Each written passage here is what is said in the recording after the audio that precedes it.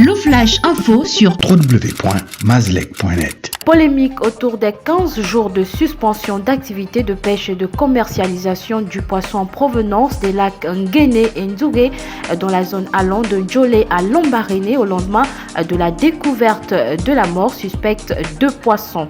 Certains experts dont les propos s'adossent à la loi 19/93 dite Code de l'environnement s'accordent pour un délai de 45 jours de suspension au lieu des 15 jours requis. 6 ans de prison ferme contre Bertrand Zibi sort scellé mardi 23 juillet dernier par la chambre correctionnelle du tribunal de Libreville. Interpellé le 30 septembre 2016 et depuis lors mis sous mandat de dépôt, Bertrand Zibi devrait encore passer 3 ans supplémentaires en prison. Il est notamment poursuivi pour détention illégale d'armes à feu et incitation à la violence. Fin d'une semaine de détention jugée arbitraire du président du syndicat des personnels de la société gabonaise des transports Sogatra, Rodrigue Ntsanga.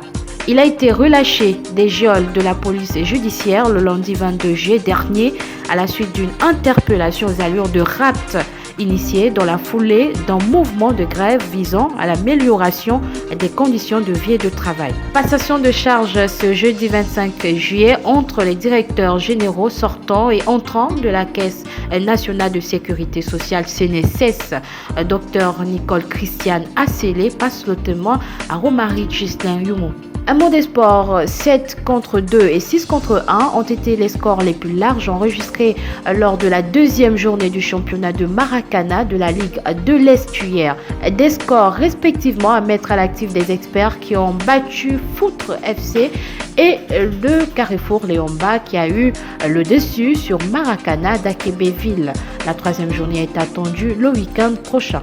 La presse sportive gabonaise en deuil avec la disparition à la fleur de l'âge de Marc Akam qui prêtait sa plume au journal en ligne 7 jours info et sa voix à Radio Mapan. Il a été rappelé à Dieu le 22 juillet dernier des suites d'une maladie. Place à la photo sonore du jour. Pris sur le vif.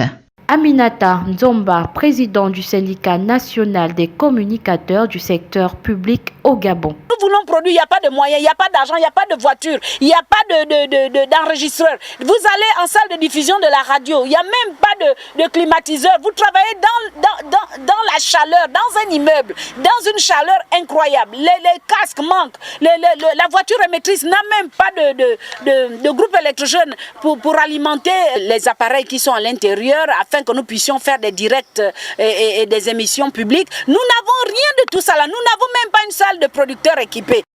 Mazlec Info.